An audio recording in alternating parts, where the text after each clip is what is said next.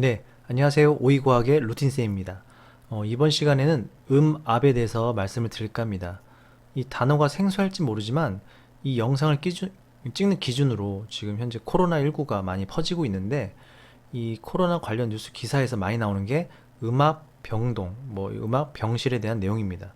그래서 그 내용을 준비하려고 했는데 그 음압과 관련된 다른 뜻이 있어서 그 다른 뜻부터 먼저 말씀을 드릴까 합니다. 그 전에 코로나 19 많이 조심하시고요. 몸 건강 관리 잘 하시길 바라겠습니다. 자, 여기서 말하는 음압을 찾아보니까 소리음, 누르랍 이런 단어에 음압이란 뜻이 있었습니다. 음압을 영어로 표현하면 사운드 프레셔라고 하는데 참고로 여기서 말씀드린 음압은 그 음악 병동의 음압이 아닙니다. 다른 뜻의 음압을 말씀드리는 겁니다. 자, 이 음압의 뜻을 찾아보면 음파가 매질 속을 지날 때 매질에서 발생하는 압력의 변화량을 음압이라고 한답니다. 사전적 의미가 좀 어려운 것 같은데 쉽게 말씀을 드리면 소리를 지르면 소리가 그 공기나 물이나 소리를 전달하는 알갱이를 매질이라고 하죠. 매질 속을 지나가면서 매질에 그 매질이 움직이면서 압력이 부분 바뀌게 됩니다. 그 바뀌게 된 부분의 변화량을 우리는 음압, 사운드 프레셔라고 하는 겁니다. 조금 더 자세히 말씀을 드리면 저나 여러분이 소리를 지르면 이 소리라는 에너지가 주변에 있는 공기라는 기체를 움직이게 할 겁니다. 매질을 움직이게 하죠. 그렇다면 이 기체가 움직일 텐데 기체가 골고루 그대로 같은 방향으로 움직일 리가 없겠죠. 다 다르게 움직이면서 부분마다 밀도의 차이가 발생할 겁니다. 밀도가 큰 것도 생길 테고 밀도가 작은 것도 생기겠죠. 공기라는 매질이 모여 있다는 얘기는 밀도가 크다는 얘기고 밀도가 크다는 얘기면 많이 모여 있으니까 압력이 세겠죠. 당연히 매질이 듬성듬성한 부분은 압력이 작을 겁니다. 즉 부분마다 압력이 바뀌게 되고 이런 부분의 압력 변화가 결국 기체를 움직이게 할 수 있는 원동력이 됩니다.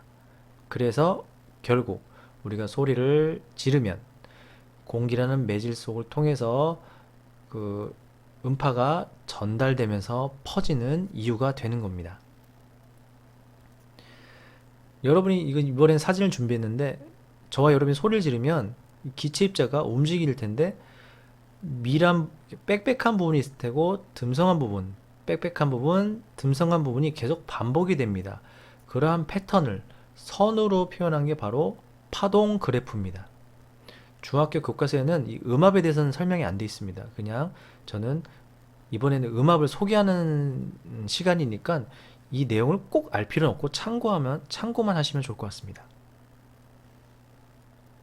참고로 소리는 파동의 형태로 움직이는데 파동은 크게 종파, 횡파로 나뉩니다. 다른 모양의 파동도 있지만 크게라고 두 가지로 나뉠 수 있습니다. 우선 소리는 종파인데 이게 무슨 뜻이냐면 소리를 지르면 이 매질에 알갱이가 모여있는 정도가 이게 빽빽한 부분이 생기고 듬성듬성한 부분이 생길 겁니다. 한자어로 하면 밀한 부분, 소한 부분이 계속 반복적으로 발생합니다. 이 입자의 움직임, 매질의 움직임을 선으로 표현하면 이렇게 표현할 수 있겠죠. 밀한 부분, 소한 부분, 밀한 부분, 소한 부분 반복적으로 되겠죠. 자, 여기서 보시게 되면 여러분이 왼쪽에서 오른쪽으로 소리를 질렀다 칩시다. 그럼 소리는 이렇게 좌우로 왔다 갔다 할 겁니다. 반사될 수도 있으니까 좌우로 왔다 갔다 합니다. 파동이 좌우로 왔다 갔다 하는데 이때 파동의 전달을 돕는 매질, 공기 알갱이들도 여기서 밀한 데서 소한 데로 좌우로 각각 다 왔다 갔다 할 겁니다.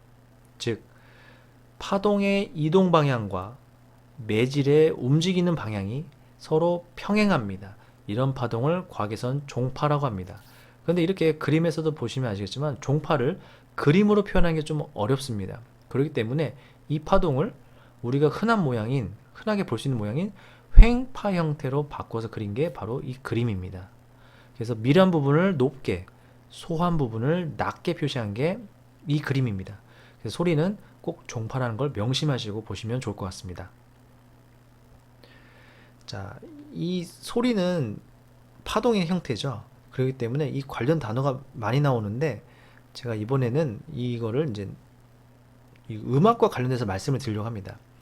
보통 이 소리한 파동은 중학교 과정에서 배우는데 소리는 그냥 파동의 형태로 전달된다라고만 배웁니다. 그리고 여기 중학교에서는 진폭은 여기 가운데를 이제 중심축이라고 하는데 진폭은 중심축에서 제일 높은 부분 또는 제일 낮은 부분까지의 수직거리, 수직 요 높이를 진폭이라고 표현합니다. 쉬운 말로는 진동의 폭이죠. 하지만 이번에는 음압과 관련돼서 말씀을 드리면 데시벨로 측정된 음압의 세기를 진폭이라고 합니다. 무슨 뜻이냐면 데시벨은 소리를 측정하는 단위거든요. 예능에서 연예인들이 막 기계에 대고 소리 지를 때 숫자가 막 올라가죠. 그 옆에 단위가 알파벳으로 dB, 데시벨이 적혀 있을 겁니다. 그 소리 측정 단위가 데시벨인데 그 기계는 즉 소리의 무엇을 측정하냐? 압력 변화를 측정해서 숫자로 표현한다 이런 얘기입니다. 그런데 소리는 에너지 한 종류입니다. 에너지는 쉽게 관찰이 잘 되지 않기 때문에 간접적인 걸로 측정을 하는 경우가 많거든요. 그래서 이 소리 측정기도 에너지를 측정한다기보다는 그 에너지에 의해서 변화된 음압, 소리의 압력 변화를 측정하게 된다 이런 얘기입니다. 자, 그 다음에 파장은 중학교에서는 파동의 길이, 즉 제일 높은 부분과 다음 높은 부분까지의 뭐 거리를 말하는데 또는 낮은 부분에서 낮은 부분까지 거리를 말합니다.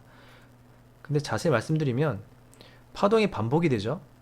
반복이 되는데 제 마우스 포인터 기준을 보면 여기서부터 그림을 그려보겠습니다. 따라 그리면 쭉 가다가 여기까지. 그 다음부터는 이 모양이 계속 반복이 되는 구조입니다. 그래서 파동의 모양이 반복되는 이 최소 단위, 요만큼의 이 일자 수평 거리를 파장이라고 합니다. 근데 음압으로 설명을 해드리면 공간상에서 압력 분포가 반복되는 거리인데 지금 높은 부분은 그 매질이 많이 모여 있는 부분이고 낮은 부분은 매질이 조금 모여 있는 부분이죠. 여긴 다시 많이 모여 있고요. 즉 많이 모여 있는 부분에서 다음 옆에 있는 많이 모여 있는 부분까지의 거리를 파장이라고 이해하시면 됩니다. 또는 조금 있는 부분에서 다음 조금 있는 부분까지의 거리, 이거를 파장이라고 이해하시면 됩니다.